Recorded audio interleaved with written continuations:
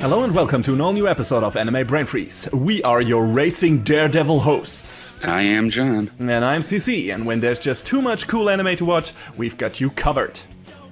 Today we picked two wildly different little shows for you.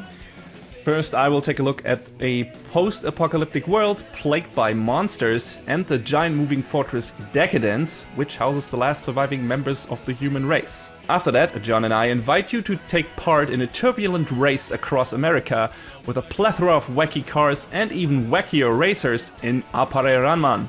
Sounds like a trip worth taking, so don't pause the pod. We'll be right back.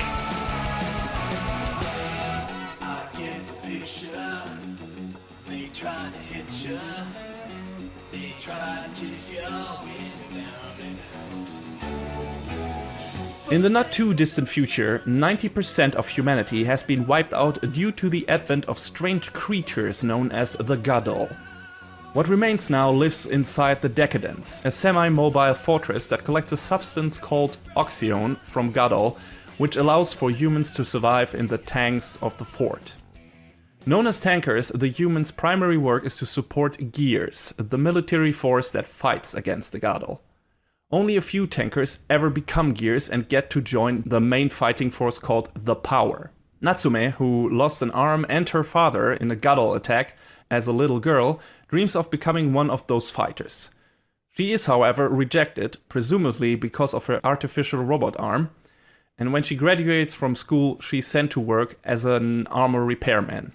After she spends 5 years cleaning the outer walls of the Deca-Dence under the supervision of her new and very stern boss Kaburagi. Disillusioned, she tries to make the best of things when an accident during a Gadol attack changes everything. Cleaning armor looks like it may turn out to be the least of Natsume's worries, as truths about her world start to come to light. So yeah, Deca-Dence is an original anime series, not an adaptation, counts 12 episodes, and is produced by Studio Nut. What a name. Gives a whole new meaning to the term No Nut November. A pretty new studio that was founded in 2017, and so far has worked mainly on Saga of Tanya the Evil and Fooly Cooly Alternative. The director of Deca-Dence is Yuzuru Tachikawa, who also directed two of John's and mine's personal favorites, Death Parade and Mob Psycho 100. And the animation of Deca-Dence is pretty damn great. The color palette of the show is vivid, the character designs are incredibly distinctive and varied, and their faces and body language are very expressive. The landscapes of the wasteland that Earth has become look vast and impressive, and the gigantic fortress of Deca-Dence itself, while being super crazy since it's basically a giant fist to fend off the more giant-sized Gadol versions with a metal-as-fuck Falcon Punch, has a lot of detailed and realistic-looking and moving mechanical parts in and on it. The fights are also a highlight, since the soldiers in this show use a kind of hover device, which looks a bit like, I don't know, like a bit of the small cauldron or something. And yeah, that device lets them move around freely in the anti-grav fields the Gadol put up for defense. So you get a lot of Sin and Punishment 2 maybe-esque flying around monsters, escaping their attacks, shooting darts at them, or ramming giant spears into their bodies to extract the oxyone. And since almost all of the Gadol are CG animated, you get to see a lot of crazy camera work when the Gears start attacking them from all angles. Plenty of good Sakuga in this one, even though sometimes you see the seams when one character turning their body looks a bit too wonky, or the camera doesn't move enough to conceal certain limited animation frames. But aside from these super negligible bits, this is a great looking show. Also because of another reason, which I can't go into yet, because it's a spoiler, but we'll get to it. The music is also great. The soundtrack was done by Masahiro Tokuda, who also did a soundtrack for Sengoku Basara End of Judgment, King's Raid, and Last Hope. And it sometimes has a PSO-ish feel to it. We'll talk about why that fits the show very well in a few minutes. And the killer OP, Theater of Life by Koromi Suzuki, is definitely one of my faves this season. The writer for this show is Hiroshi Seko, who also wrote the script for Mob Psycho 100 and did the series composition for that one as well. He actually does a lot of adapted scripts and worked on a bunch of other stuff as well, like Attack on Titan, Seraph of the End, Vinland Saga, Dorohedoro, Banana Fish, Ajin, Kill la Kill, Kakegurui, and currently Jujutsu Kaisen, to name only a few. And the story of Deca-Dence is probably the most interesting thing about the show, all the cool fights aside, but to properly talk about it, I have to spoil a big reveal that happens in episode 2 of the show. So if what you have heard by now has your interest piqued enough to want to check it out, maybe skip to the next review. You have been warned. All right, 3, 2, 1, spoilers, go. So, like I said in the beginning, this is basically set up as like this post-apocalyptic kind of maybe Attack on Titan-esque thing where not much of humanity is left. They're traveling around in the Deca-Dence. The Deca-Dence is fueled by Oxyon. Oxyon they get from the Gadol, so they have to go out, collect it from them. A lot of people die, yada yada yada, and come back. And they try to survive in the Deca-Dence. Yeah, and then we get this girl called Natsume, like I said before in the summary. And she wants nothing more than to become basically a gear, or, join the best part of the gears, the power, where her big idol called, I think Kurenai is her name, who is like the strongest fighter who was a tanker first and then became a fighter in the gear forces in the power. And she wants to become like her and wants to become the strongest there is. And, she lost her father to a Gadol attack and, wants to become a strong fighter in her own right. But yeah, she is assigned to basically become an armorer and first spend 3 years as someone cleaning the outside shell of Deca-Dence from muck and Gadol guts. It's a great job in super high altitude, so it's also very dangerous. And her new boss, Kaburagi, is very stern and says, it's nice and all that you want to become a soldier, but there's no use to it. Give it up. There's a certain system in our world and it works like that and you can't go against it. It just doesn't work. Let go all hope, ye who enter here, or whatever. And he's very resigned to that kind of thinking, even though Natsume tries her best to have him reconsider that and maybe try to help her get into the actual fighting force. But yeah, those two ideologies clash with each other on occasion.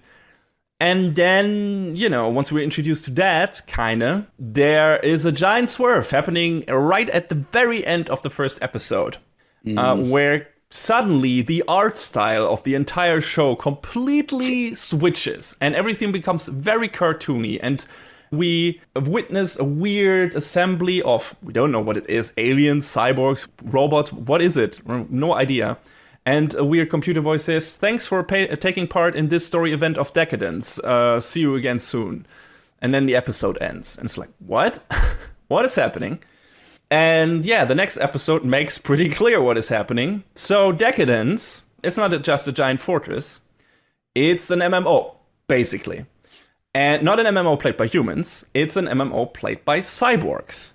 Because, as it turns out, humans polluted the Earth until everything fell apart in the latter half of the 2400s, kinda. And the Earth became inhospitable. Governments and nations ceased to exist, and corporations took control. How very timely. And since corporations want to keep control and want to manufacture and, everything, they built cyborgs as an all-purpose workforce because also the human population was dwindling at that point and, they needed to keep work up. And the cyborgs, of course, as these stories go, took over when humanity drove itself basically to extinction. And the biggest corporation that is still left is Solid Quake Corporation, who then purchased ownership to the rest of humanity at some point. Yes, it is as grim as it sounds. And created Deca-Dence as an entertainment resort for their cyborg workers.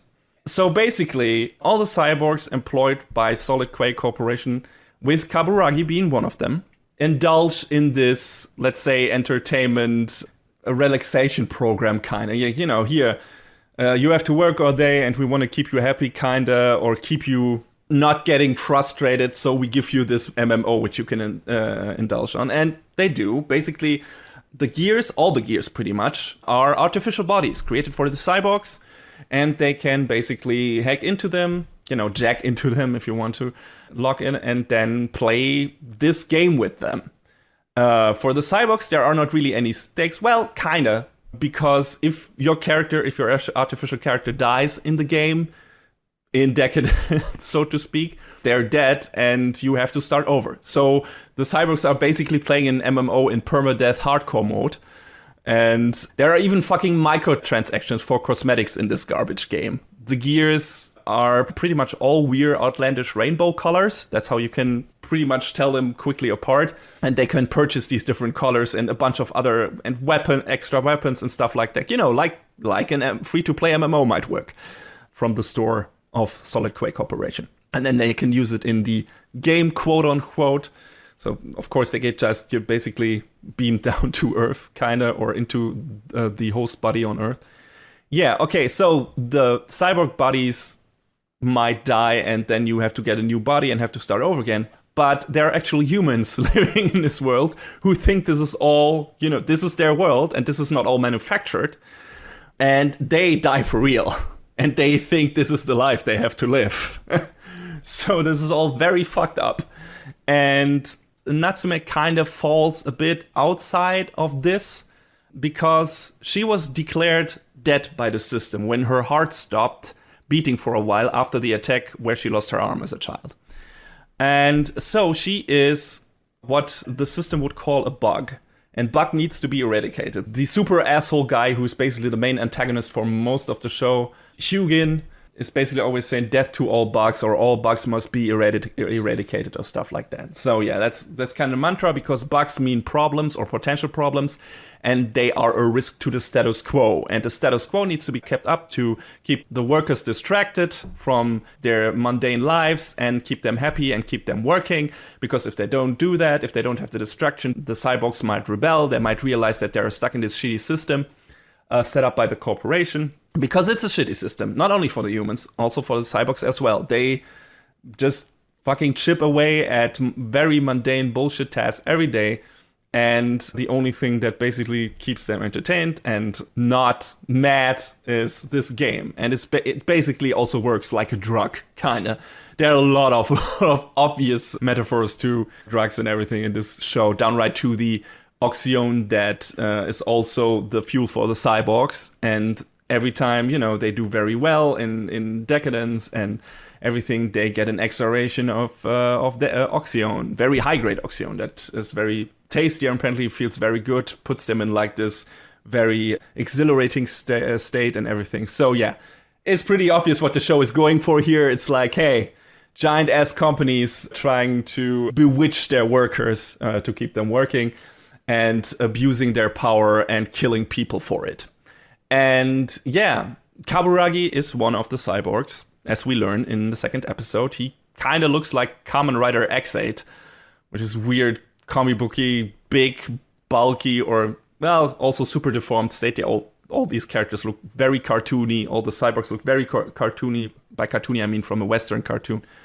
And very cute, partially. Very, very cute designs. Very weird. They sometimes look like fairy tale creatures, sometimes like animals, or sometimes just like robots. But it's all very interesting and all varied. And Kaburagi, like I said, has resigned himself pretty much to his fate. And the reason for that is he was one of the top-ranked Deca-Dence players and then got one of his teammates basically, helped him become a cheater, turned off his limiter because it turns out you can turn off your limits as a cyborg, but it's prohibited. It's considered a bug action. And the teammate, Kaburagi, told how to do that to basically got himself dismantled by the system for what he did. And that's a message that echoes through all of the show. You are property. The cyborgs are property, the humans are property, and everything belongs to this giant-ass company. And since Kaburagi doesn't really see a way out of this, he decided to not try anymore, and he basically does dirty work for the company now, which is hunting down for defective chips in the human bodies, which the company uses to monitor the humans and basically to control their fate and their actions. And if such a chip malfunctions, Kaburagi is one of the people who hunts down those buggy chips and extracts them from their hosts, and then the humans die, basically, or they die because of the chips, because the chips malfunction. And yeah, he is right in the process of doing that when Natsume catches him, mistaking it for Kaburagi stealing money from an unconscious person. And at that moment, he's like, oh shit, Natsume caught me, so the system will recognize her as a bug now, as a problem, and she will be immediately terminated by the system, because that's the usual procedure here. And nothing happens, because the system registered her as dead, like I said before, when she lost her arm and momentarily her heart stopped beating in the attack as a child. So she is not in the system. She is not part of the system. She is basically not even noticed by the system, whatever she does. And that's basically when Kaburagi realizes that she is his chance of redemption. She is his way to rebel against the system and to make good for what he did to his teammate. Because it's not really clear, but it is alluded to that Kaburagi did what he did to his teammate intentionally, maybe to get him either killed or found out by the system or into trouble, because his teammate was basically catching up to him in the rankings, and Kaburagi was maybe afraid to lose his status as a top scorer or something, and that's why he did what he did and told his teammate how to cheat, which is a shitty thing to do. But gamers, am I right? Yeah, absolutely. So yeah, and he is full of regret. He is very angry with himself. Apparently, and he sees Natsume as his chance of redemption, to redeem himself, basically, in his own eyes, as well as, maybe in the eyes of the friend who he did what he did to. And he basically helps Natsume. He trains her. He helps her become a gear, which she does. He upgrades her a robot arm. She becomes like this super badass pole arm fist. So basically like a miniature version of the giant fortress. And she becomes super adept at using the anti-grav gear. And the first time you see her really unleashed on a Gadol during an attack, it's a sight to behold. Like, she goes all out, and it's super crazy and super satisfying to see her kick ass in a really wild way. And this is probably one of the most Sakurai-heavy moments in the show, and it's really great to watch. And yeah, that's basically the rest of the show. Kaburagi trying to turn Natsume in this really powerhouse, and then at a certain point realizing that there's actually a way to bring down the system with her help. And, it's always emphasized that by the system, she's considered a bug. She is something that shouldn't exist. But he always says that, hey, no, she saved my life, because he was ready to kill himself. Which is also made very obvious in the show. Cyborgs live a very long time. They have at least 175 years of working time, I guess. So you can imagine working for 175 years in the same company doing the same shit. That might drag you down. But also, that can apparently be extended maybe through Oxyon or something. But when we meet Kaburagi and get introduced to what his character has gone through in the past, he is basically ready to not use another canister of Oxyon anymore and not to prolong his life. There's this warning in his HUD, in his screen, that says running out of power, please refill your Oxyon supply. And he deliberately chooses to not do that because he's sick of the life he lives. He hates what he has become. And Natsume is the one who pulls him out of there, because her unwavering determination to overcome the system she has been put on, even though she doesn't know the full extent of how much her life is being controlled by the system and how deep this rabbit hole goes and how dark it becomes. She is not willing to give in. She's not willing to give up, even in certain parts when Kaburagi tries to keep her from actually engaging in the fight, because he realizes that she might die and he doesn't want that. He sabotages her gear and everything, but she won't give up. And that spirit is what pulls him out of his misery as well. So these two grow stronger and stronger together. They have their troubles and their skirmishes here and there, character-wise. But by the end, they're this indomitable team. And they're really great together. And it's fun seeing them evolve next to each other. And yeah, I thought That was probably the strongest part about this show, at least to a certain extent, their relationship, and it is the main focus. There are some other side characters in the show, and, some of them have bigger spotlights, but a lot of them are only there maybe for plot purposes. There's not that much character development to them. There is an interesting parallel between one of Natsume's friends and one of Kaburagi's friends, who basically are the symbol for someone who wants things to stay the same, because they also have resigned themselves to their fate. And when one of their friends, for Minato it's Kaburagi, for Faye it's Natsume. It's like Natsume and Kaburagi both want to rebel. They want to try to get out of the current situation. They want to overthrow the system. And both Minato and Faye, each on their side of things, one for the cyborgs, one for the humans. It's like, I'm gonna distance myself from you because this is not what I wanted. I only was helping you because I wanted things to go back how they were. And for Minato, it's like, hey, I want to fight with you on the battlefield again, because that's what we did in our past, and I had a really good time, and it helped me get through my life. And for Faye, it's like, I want to hang out with you again, Natsume, and I want to go shopping with you, and all this fighting stuff is like, it scares me. It's not what I want, and it shows me things I don't want to see. So it's really interesting to show a parallel there, both from the cyborg side of you, but also from the human side of you, which I really liked. But aside from that, there is not that much great characterization there. There's some neat story bits between Natsume and Kurenai. Once Natsume gets to join the power, and Kurenai becomes her superior and everything. They have a cool thing going on. Also Kurenai and Kaburagi, because she is super smitten with him. Definitely got the hots for him, probably because she doesn't know that he is a robot. But yeah, it's kind of cute. So she's fun too. But they're all very obvious side characters, and there's just a bit of character development here and there, and it's nothing too special. So the biggest part is Natsume's path through this story, and of course Kaburagi. And Kaburagi also has like this cute little pet gadol he kept, which is kind of like his first act of rebellion against the system. That thing is called Pipe. It's this weird squishy buck dog thingy.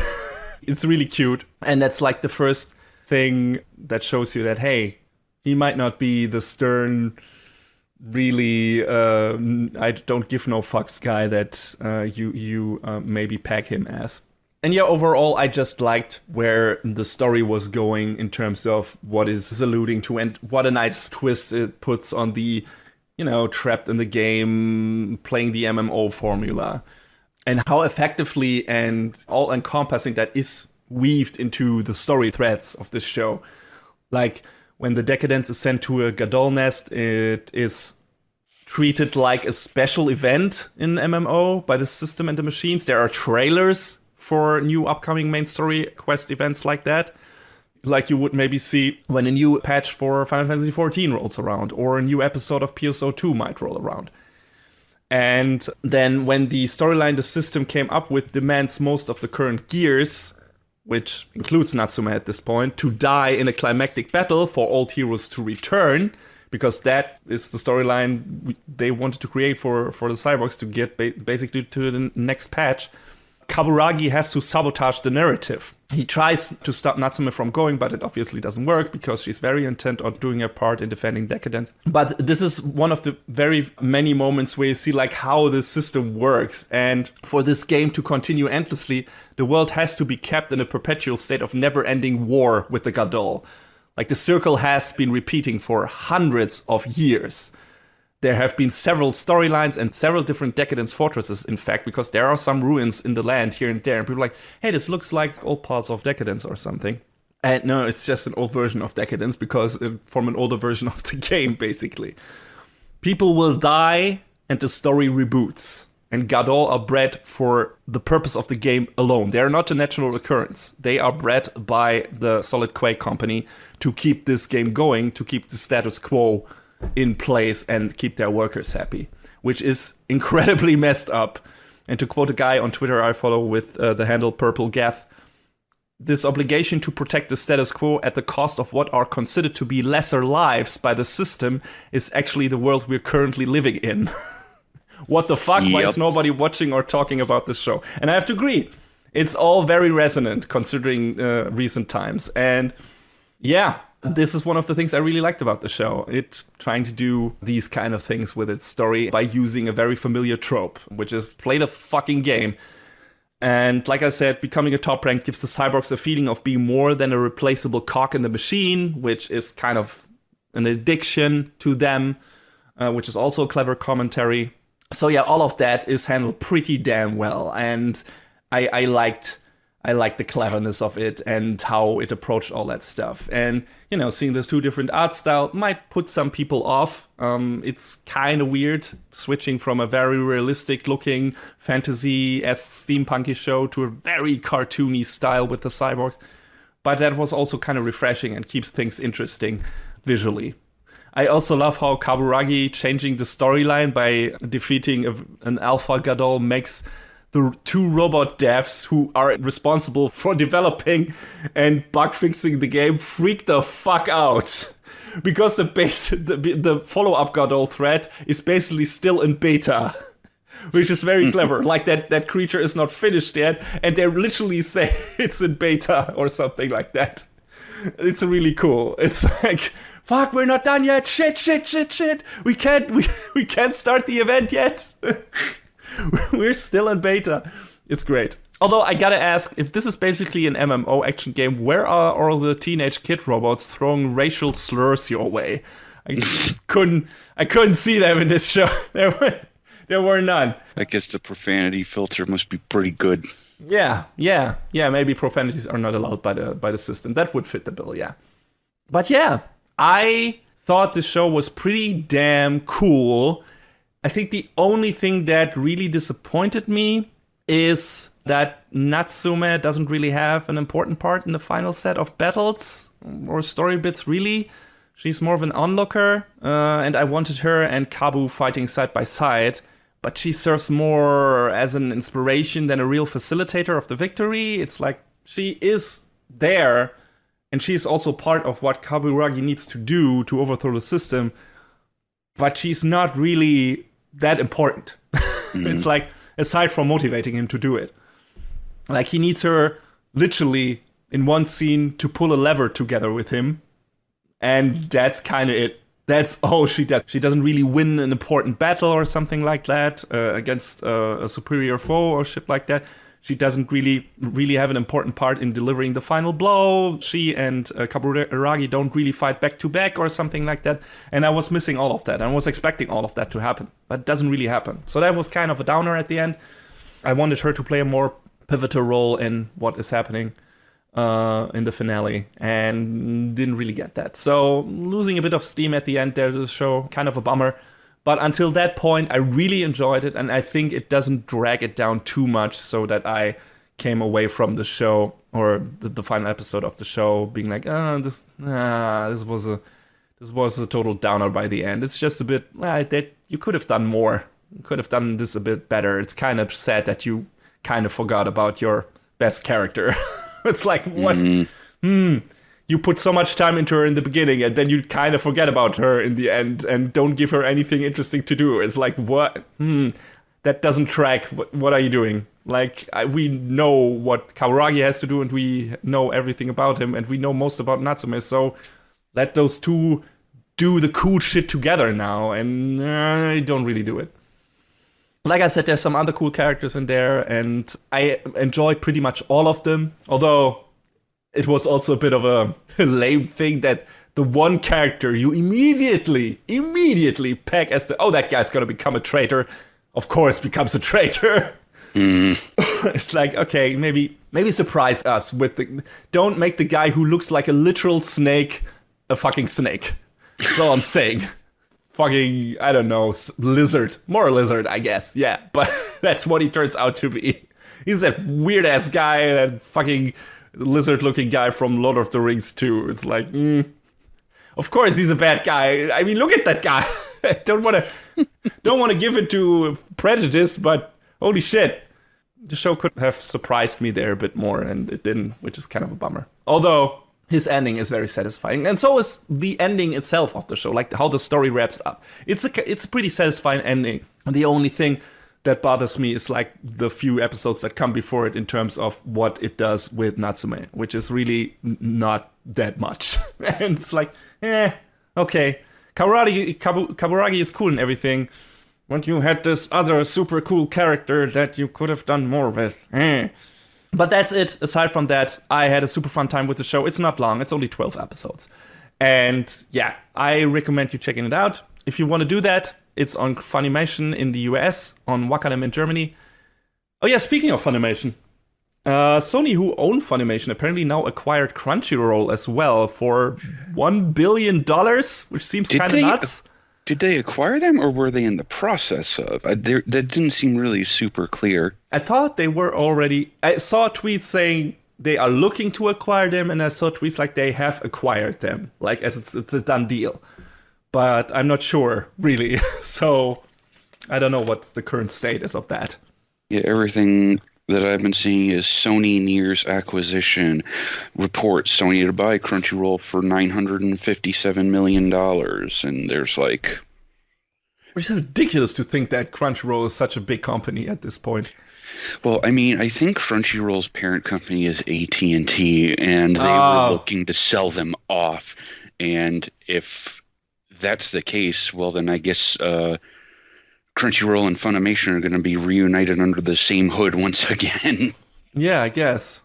Maybe you see those two platforms sharing libraries on a grander scale in the future again, or...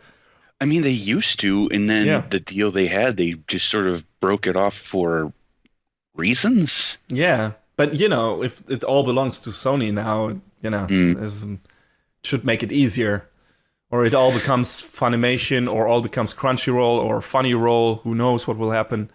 I mean, this also starts to bring up conversations about monopolization. But, you know. Yeah, of course. Yeah, could give Sony a giant monopoly on anime licenses. But yeah, it's pretty interesting. Well, you can talk to Disney about that in movies. Yeah, not really a good thing. Sorry, everybody. I have things to say about monopolies. Yeah, it's not a good thing. Hey, and so does this show. So this is very fitting. But yeah, John, I remember you not warming up to the show in its first 2 or 3 episodes. So what was your hold up with it?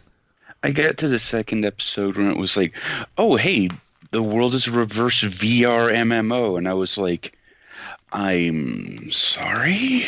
Okay. It's a wild twist.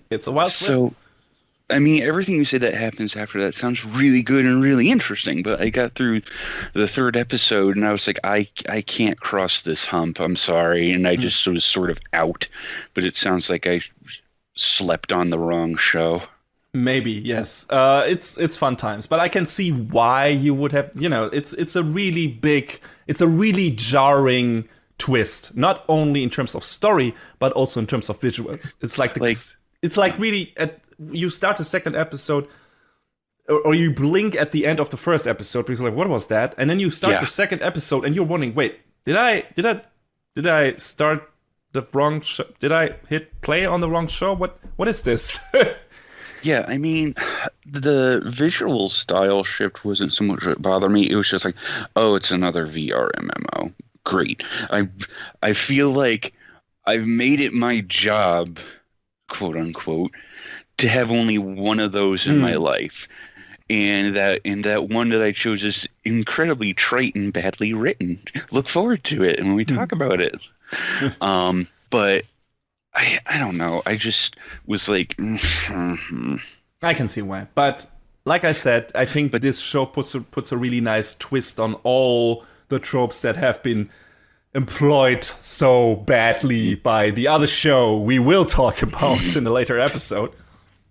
But then you saying like, oh, hey, Natsume and Kaburagi don't really have a moment together. It's sort of like, oh, that's sort of... They do have several moments together, just they all happen before the final battle. There is a lot of character interaction between them, and there's a lot of character development between those two. The problem is after there's you no have like big climactic exactly moment. There's no real payoff. The show tries to do it, but it doesn't really work. Like it's like literally in the final moment of the show, when it's about, hey, we need to fire our giant weapon, blah, blah, blah, to finally extinguish that one big threat that is happening, Natsume and some of the other gears try to help assemble or do their part in assembling the giant weapon on the Deca-Dence. And Kaburagi literally says, Natsume, get the fuck out of there, we don't need that. It's like, they get to 90% power and she basically only delivers the last 10%, but they weren't really necessary. It's like, okay, don't have the show actually say that. Make the show say that they really needed those last 10%, but that's not what Kaburagi says. He says, like, we don't need that. Go away or you will die. It's like, But, you know, everything before that is gold. Everything before that is great. All their character interaction, them clashing, you know, different ideologies, like I said. Natsume first really not jamming together with Kaburagi's way of doing things and everything. And then her pulling him out of his funk. And then those two working together and slowly becoming a really cool team. The only problem is you expect at a certain point, okay, there's a payoff now. Yeah, Natsume is this badass fighter now. And then you don't let her fight together with the other badass fighter, and especially not really that long against the main asshole of the show. Which is also a bit weird, because he kind of just disappears by the end. Gets just reintegrated into the system, I think, or something like that. Or was part of it all along, which makes sense in terms of story, but it's also not super satisfying, because he's been the asshole of the show. He's been responsible for all the shit that has happened, at least from a viewer's point of view. And then you don't really get the satisfying, oh, let both these characters kick his fucking ass moment. They fight him, but again, it's not really that much happening there. So it's kind of, okay, this is cool and all, but you could have done more. You could have done more. You just needed those last 10% to make this a truly, truly amazing show. And it kind of loses a bit of steam at the end there, which is a bummer, but it's still a really good show. It's really enjoyable, and my final word on Deca-Dence would be, despite it losing a bit of steam by the end, I still think it's a very cool series with a very unique take on the MMO trope, or trapped in a game trope. It's a story about surpassing your limits and not resigning yourself to the role society has given to you.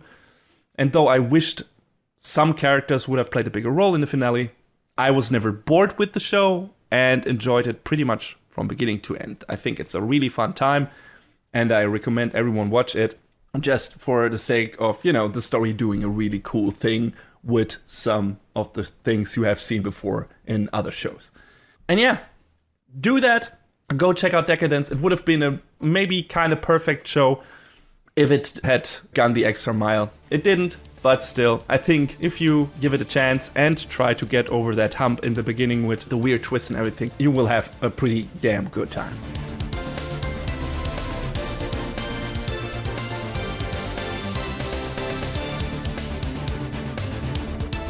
So we go from a weird reverse computer world to what is ostensibly the Cannonball Run. Yeah, pretty much. For those who are up on your movies. Your very old movies. Yes. I feel like that movie is due for a remake. Yeah, I mean, it's been almost 40 years. It came out in 81.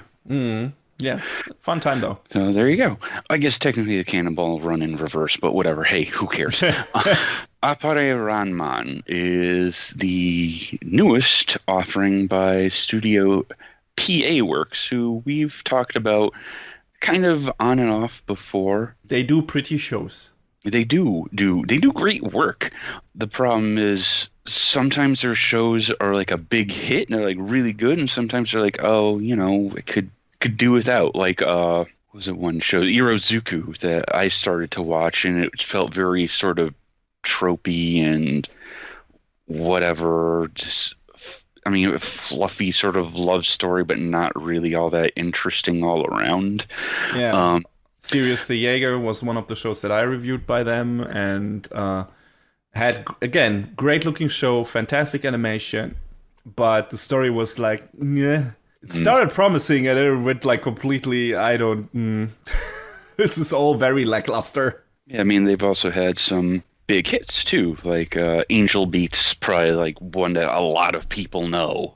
One of my favorites is Shirobako, which is sort of Yes. I don't know, we've talked about before, sort of a romanticized look at animation production, but Yeah, yes. it's also grounded in a bit of reality, so it's not too far out there. Another one of their big ones is Hanasaku Iroha, which is kind of sort of in their same line of the big quote unquote working girls saga that they've penned along the way, along with Sakura Quest. But Hmm. yeah, they've done good work. They've done solid work. It's just, it all comes down to a matter of taste, I guess. Don't forget This, about Spider Riders. oh my God, it fucking was. I don't. Oh man. Definitely never watched that. So Well, they did the animation production assistance for that, so it wasn't technically one of their shows, but it's still in their catalog. So that just jumped out at me, and it was like, oh, god damn it! yeah, I would venture to say, kind of right off the jump, that Appare-Ranman is pretty up there with some of their other really good stuff. No doubt. Yeah. So, what is it even about besides, the racing thing that you probably would have already gathered? Well, no dream is too big for Appare Sorano, a very socially awkward inventor living in a small rural town in Japan in the late 19th century. Fascinated since childhood by the creation of steamships that can connect people across great distances, he's learned to make machines of all kinds from various scientific texts. His goal is to sail across the sea, beyond the sky, and ultimately to the other side of the moon. Unfortunately, through a string of events, Appare finds himself stranded in the middle of the sea on his mini steamship. Floating beside him is a skilled but cowardly samurai Kosame Ishiki, who was tasked to keep his eccentric behavior in check. Just when all hope seems lost, a large steamship saves them and takes them to Los Angeles. America, baby. Hmm. With no money or plans, they decided to participate in the Trans-America Wild Race, which gives Appare the chance to build his own automobile and Kosame the chance to use the cash prize to return home. However, against rival racers and unknown challenges residing in the wilderness, just how far will this adventure take Appare and Kosame? And yeah, so this is a show that is an original. Hey, it fits right in with Deca-Dence. So it's not based on a previous like anime or novel or anything like that. And all of this sort of came out of the head of one Masakazu Hashimoto, who's done a lot of like some episode directorial work on, some things. This like his, as far as direction goes, this I believe is like his big baby, his big creation. It came out of his head and he wanted to direct it as well. So, but he's worked on other stuff like a whole bunch of the Crayon Shin-chan movies, Full Metal Alchemist, the aforementioned Hanasaku Iroha, and some other stuff as well in there. And he did some writing on few other shows as well, like Soul Eater or Not, and a couple other PA work shows like Haruchika and Tari Tari. Alongside Misaki Morie, who's worked on stuff like Aikatsu, Comet Lucifer, which is a show we touched briefly Uh-huh. on, as well as the OVA for Blood Blockade Battlefront, which is great. That's a great show. Y'all should watch. Hmm. And the music was worked on by one Evan Call, who worked on one of your big favorites, Oh Big boy. Order. Hey, the music in the Big Order was maybe the best thing. I don't remember, but hey. Oh, no doubt. I mean, he's done a lot of great music work, like on Bodacious Space Pirates, Hakume and Mikochi, Symphogear G, Hey, all right. and as well as Violet Evergarden. So they got a good ass crew working on this show, both on the writing, the directing, and the music. There's a little bit of one bit of writing thing that again mirrors something in Deca-Dence, which we'll get to, or I feel like I will get to. But this is a very wild, colorful, expressive show right from the jump. And You just need to look at Appare's hair. Oh, yeah. He's got out of control red and white hair. And he's got like these little bits of makeup on his lips too. Yeah, makes him look like an Oni, like he has this teeth at the side of his mouth sticking out, and it's like I said, probably to give him this look of a daring inventor who doesn't give two fucks about what you think. So, and he's kind of treated like this outcast by everyone around him. Also, I think he might be. I don't know, I'm always very hesitant to assume these kind of things, but the way he's characterized, the way he behaves, especially in terms of reacting to emotional stuff and relating to people and everything, he might be slightly autistic, maybe? Yeah, I sort of wondered about that. But I mean, I feel like they don't, even though, they call attention to his behaviors and his idiosyncrasies several times, this is also a show that takes place late 1800s, early 1900s. So, it's a time when people didn't really have a grasp on that sort of thing. And I feel like they don't go super hard or get like really like gross about it. They're just like, oh, that's what he is. That's exactly. And I mean, it's a big part of his character development. He comes across as a dick often in the beginning of the show because he doesn't seem to care about certain things. But as it turns out, he does. And we see that several times. It's like, no, he just doesn't realize he doesn't know how to handle certain things and how to react to them. He doesn't have any experience with that. And he probably has been treated badly by his family. So he has been emotionally shielding himself from certain things. So it makes sense that he would act like this. And also, it leads to a lot of great comedy, him acting the way he does. Like, the humor in the show is great, but you're probably going to talk about that. But one thing I want to mention, you saying in late 1800s, early 20th century, this being in that time frame, there's things that shouldn't exist with this tech. Exactly. With the tech available. Pretty much all the cars in this race are very anachronistic. But they look cool, they're very stylized. It's just like, this wouldn't, no, not in this form, not even remotely. So yeah, that's fun times. But yeah, aside from, the show has quite the cast going on too. Oh, yeah. So like I said, we have Appare and Kosame. Kosame is supposed to be Appare's sort of attendant, bodyguard, chaperone. Yeah, I guess that's probably the best word.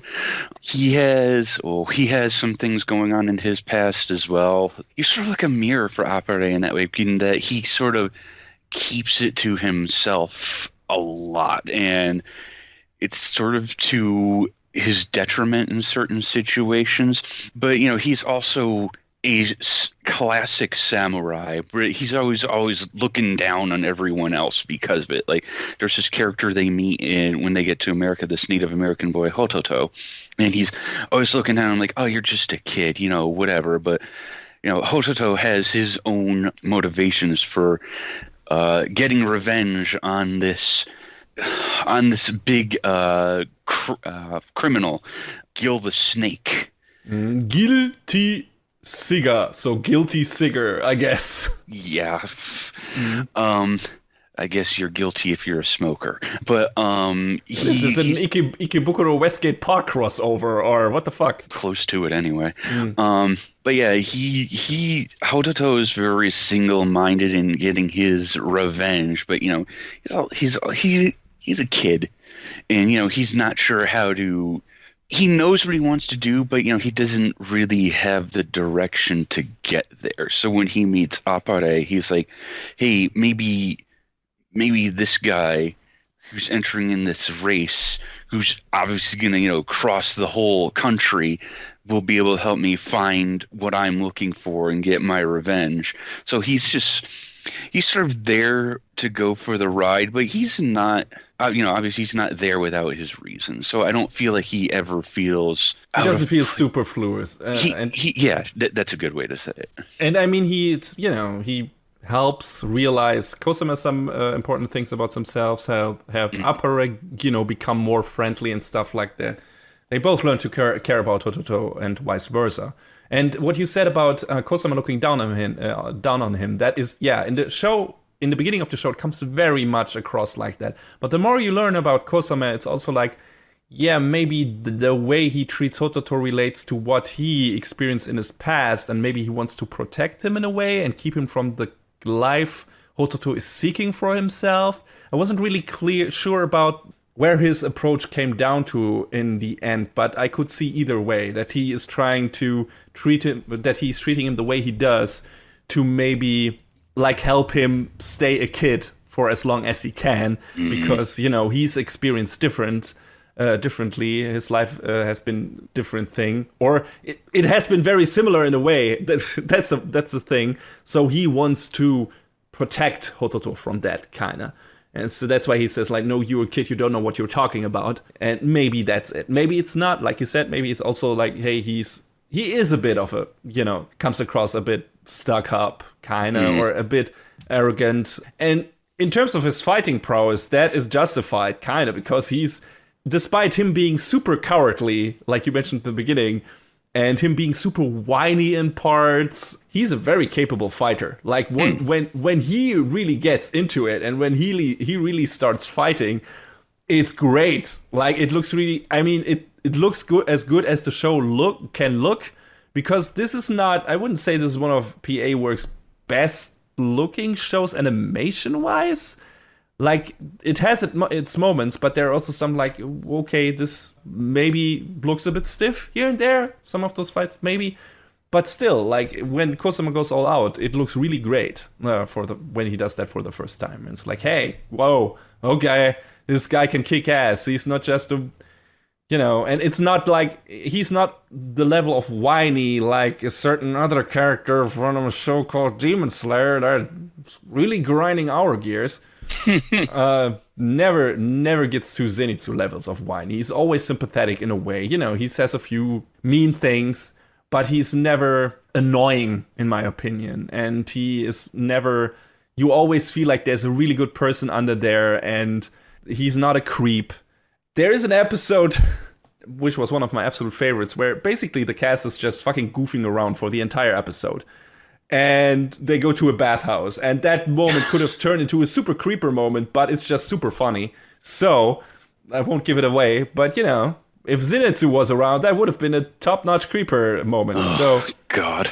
There you go. And for Kosama, that doesn't happen. And I really liked this character by the end, especially due to a scene that happens in the last third of the show, which is really good between him and Appare, and was really rewarding and everything we've seen those two characters do up till this point.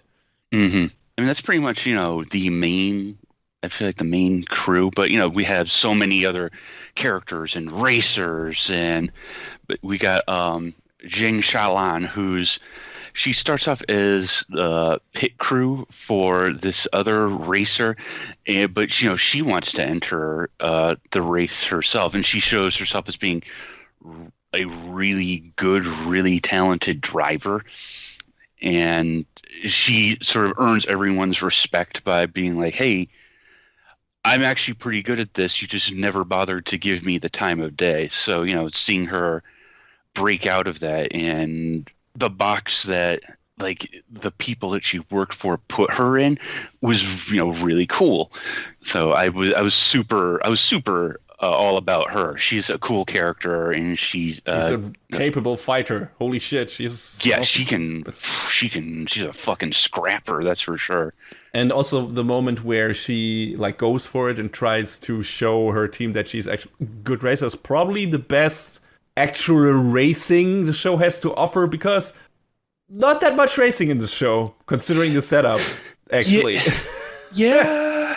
Yeah, I mean, when this show does the racing part, it's pretty good, but, it doesn't always do that. It's also good when it's not doing the racing part. The thing is, considering the setup and considering the premise and everything, you would expect there to be more actual racing, and there kinda is not. Like, there is some in the beginning, some in the middle, some at the end, maybe in a way, but it's not the focus.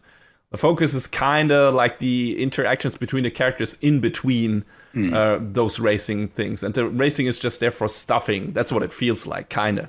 I mean, it's still cool, but you would expect there to be more in this show, which it kind of isn't. I mean, I guess you gotta, if it was only racing, I mean, then you'd have Redline, which isn't bad. True. No.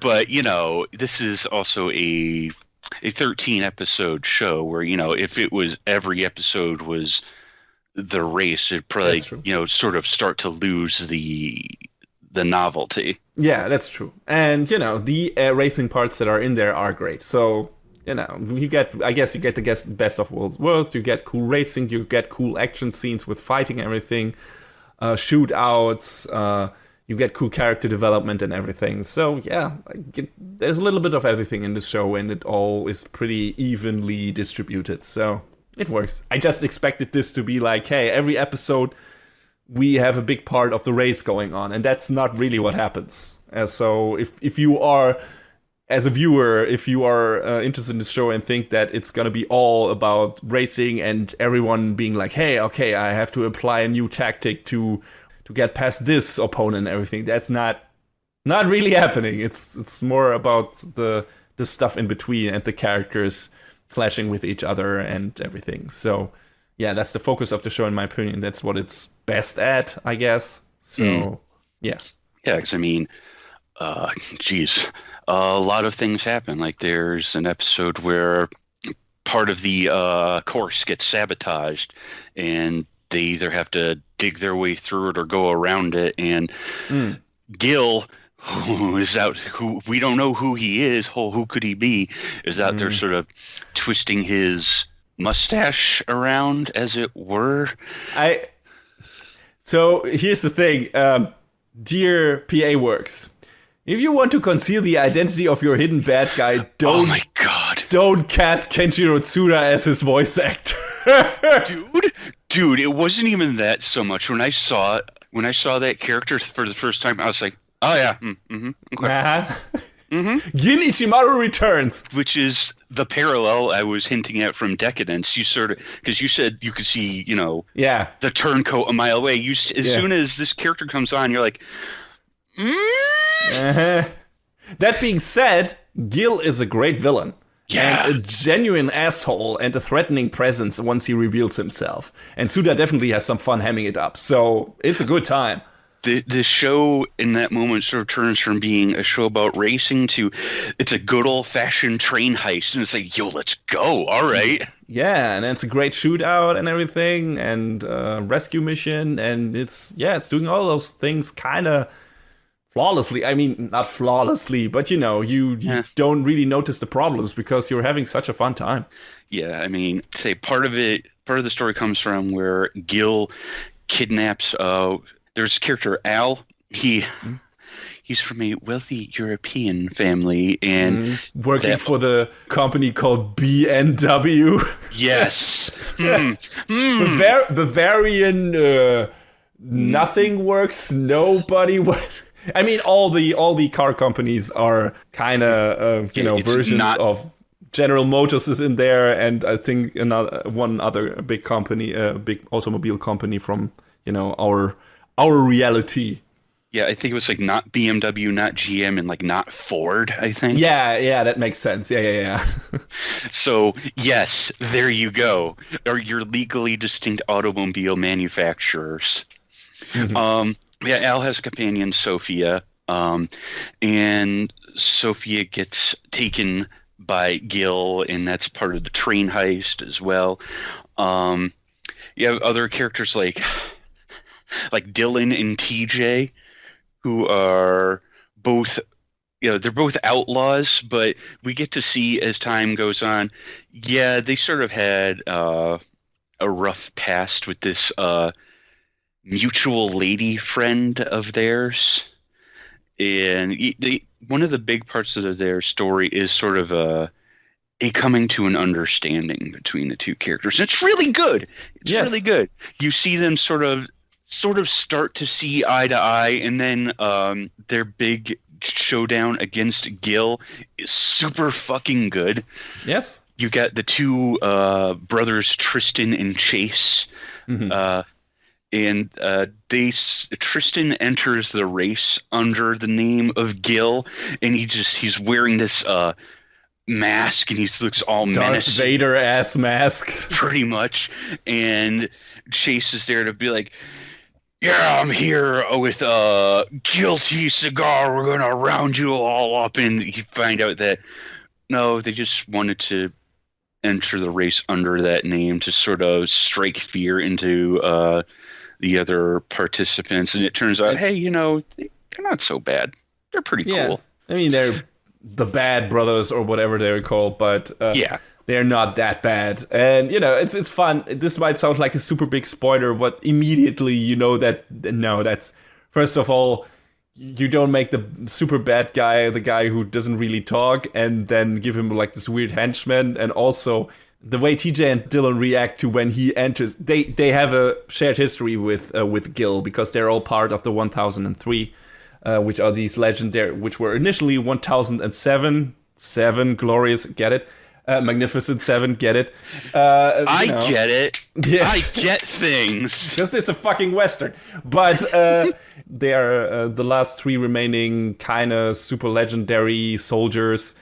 So they should know him. But the way they react to him entering is like, huh? Because they immediately know it's not Gil. Because they know what Gil kind of looks like, probably. Or at least have an inkling. It's like, that can't be Gil. And it's like, huh? And the audience is also, no way that is Gil. And then the other dude appears.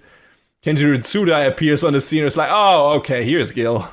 And to be fair, they don't try to keep up that charade for too long. No. Trying to play you for a fool and everything. It's like, hey, immediately there are things happening. You become super suspicious of that character. And then it's like, yeah, of course it's him. So yeah, that's pretty okay. The show doesn't try to overplay its hand. Yeah, that's what I was kind of glad about. Like, as soon as, like I said, as soon as Suda's character comes in there, the eyebrow is immediately raised.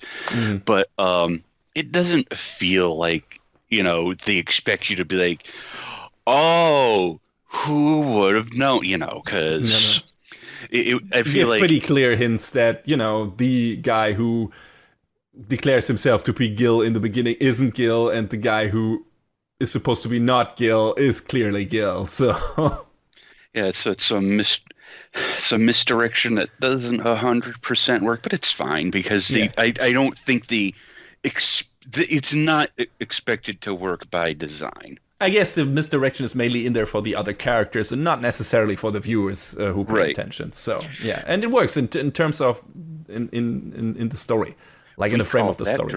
We call that dramatic irony. Wow. Okay. Do we now? Okay. All right.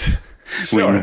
When we the audience know something the characters don't know. Look at this English major. Anyway, look how far it's gotten me. To 102 episodes, man. There's that. Yeah.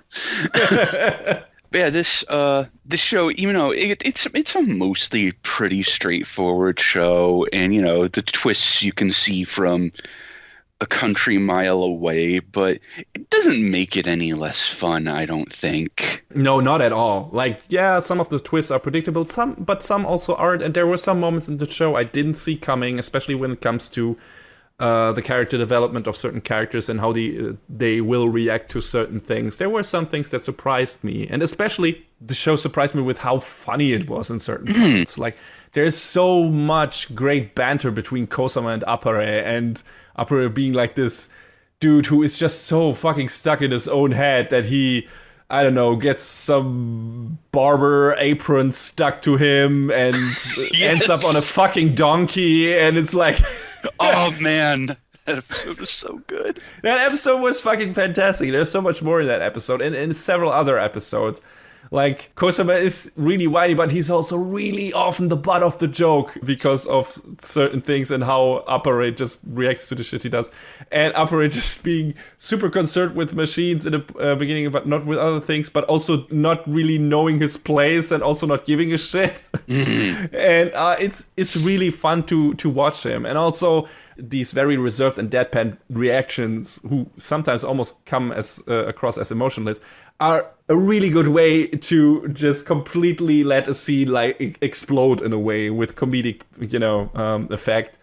And Appare does that a lot. But once he gets behind the wheel, he becomes a literal hype man and yells, "Here we go!" Yeah. And it's really good. And it's really fun to see him like completely switch characters, because you realize that's his passion. Creating like this machine that can go beyond everyone's expectations and also shows him new sides for himself and takes him to places he wasn't able to go before. And that's really good.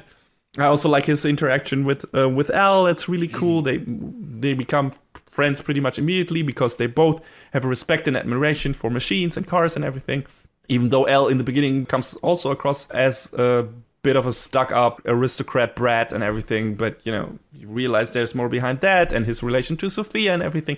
I think every character in this show got a really good character bit somewhere, where it's like there's more to these characters than you might think. There's a surprising amount of development in just these 13 episodes, and I feel like the strong part of that is like almost every character has another one to play off of, and in some situations several characters to play off of, and that really helps solidify who they are and these friendships that they've made on this crazy wild race, this wacky race, if you will.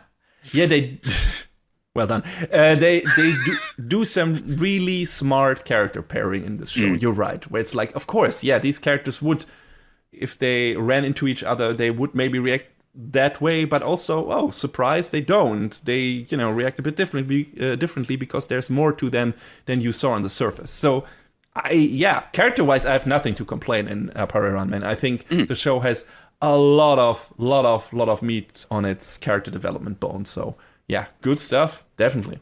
Yeah, so I think, honestly, this is... I don't know if it'll throw Shirobako off its throne for me as from one of my favorite PA Works shows, but this is pretty close. This is pretty close for me.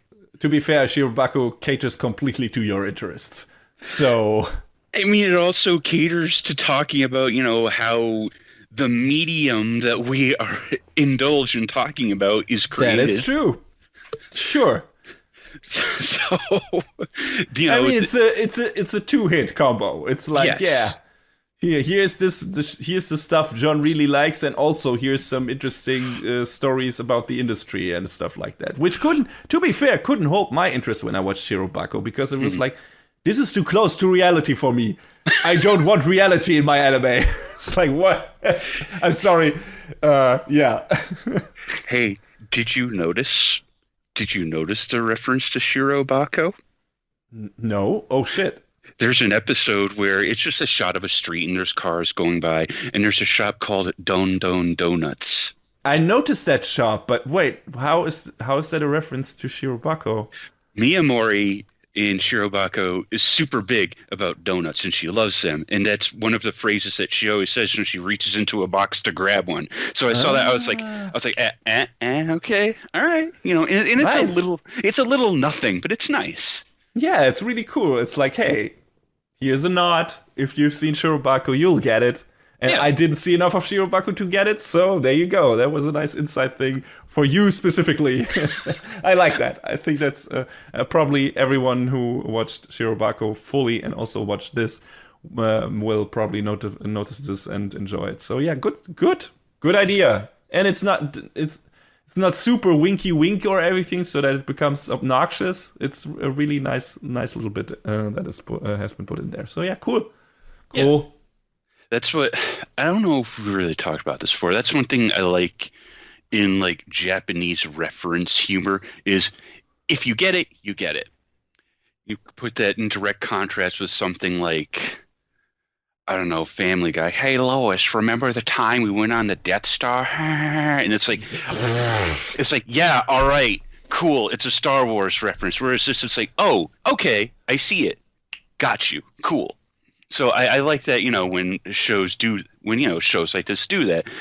I mean, granted, there's other shows that sort of like try to go the extra mile, like as much as stupid. My love for Nyarko is a fucking anomaly to me, because that's all it is reference humor. And it should, and by my own metric, it should be bad. It should be terrible. But it just gets a stupid chuckle out of me because I don't fucking know. My own rules are inconsistent. At least you're admitting to it, so whatever. Also, I didn't expect to get a pretty damn good Peter Griffin impersonation out of this episode from you, so thank you for that, I guess. Oh, God. But, yeah, no, Appare-Ranman is a super good, super fun show.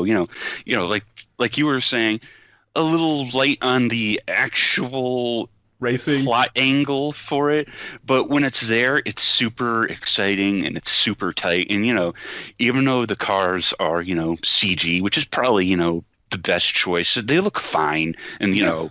They animate well enough. Appare's car is probably the weirdest looking one because it's basically just a steamship refitted to be a hybrid car. Mm-hmm. But it's cool, and it's suited to his character. Absolutely. So it's great. The show is great, and it has a lot of heart, I feel like. Oh, definitely. Yes, there's a lot of heart in this show. It So comes through all the characters. So if you're looking for your wacky race show, look no further, because you could sit down and really enjoy the show. It's got a lot of great characters, got a lot of great action. Some of PA Works' best animation in recent times, I feel like. You can watch it on Funimation, and yeah, it's just super enjoyable. Check it out. Never a bad time to enjoy some Apple racing.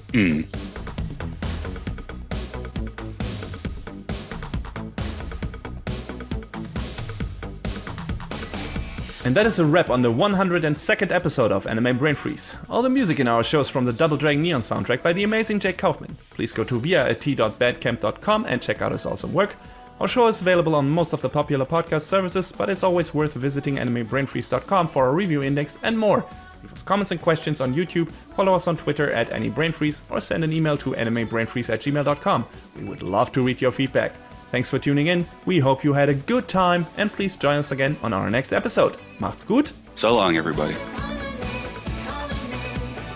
Next time on Anime Brain Freeze! The third outing for everyone's favorite level 5. Bringing your head to a gunfight. And the climactic final course for the battle of our taste buds.